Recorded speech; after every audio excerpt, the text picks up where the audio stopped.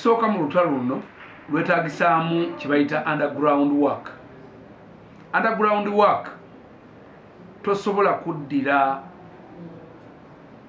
bantu bano nolowooza nti onookirwana bulwanyi ng'olwanira mu public tekola ebyo bintu ebyokweraga n'okwewaana tebikola.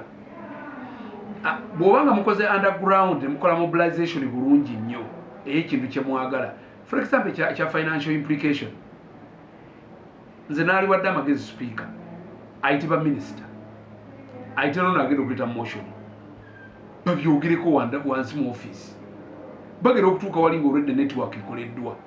Ekyo kijja kuyamba okutuukiriza amateeka gonna ge beetagisa okukola, naye nga bakyakola ebyo n'abalala bakole eno network esoboka okulaba nga tuyamba abantu bonna abali affected, kubanga etteeka obuteeka lyokka terimala, kubanga ensi yonna yonna n'ogisiba onoogimalayo, kubanga tosobola gimalayo. Naye bw'oba mukoze bulungi ne mukola network emala, neno nga mwina network emala ng'ekintu kiri wamu, president mwali, abaminisita mwebali, mu cabinet kiyisiddwa, teri ajja kutya. Naye wano buli omwaga nti nze nvaayo ntya, bajja kuŋŋamba bwe bati, nze naavaayo ntya, bajja kuŋŋamba bwe bati. Buli omu adduka ayita mu nkwawa. Ekyo kye kireeta obuzibu. Mu leadership oteekeddwa okubeera nga osobola okukola wansi ground work before it comes into public.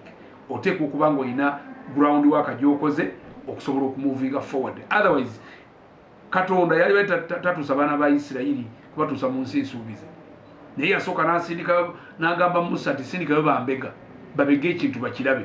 Bwe badda bakomyewo ripooti, era bagenda okuzza ripooti 10 bamaliriza bali negative naye 2 nga bo bali positive.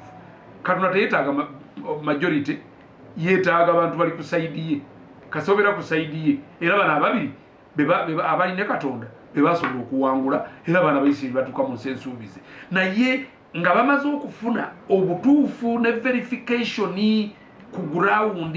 Kiki ekiri ku ground, ekintu kifaanana kitya, bamaze okukibega bulungi nnyo. Si kufubutuka fubutusi titulumbe, omwoyo watulumbe mumaliriza mutomedde.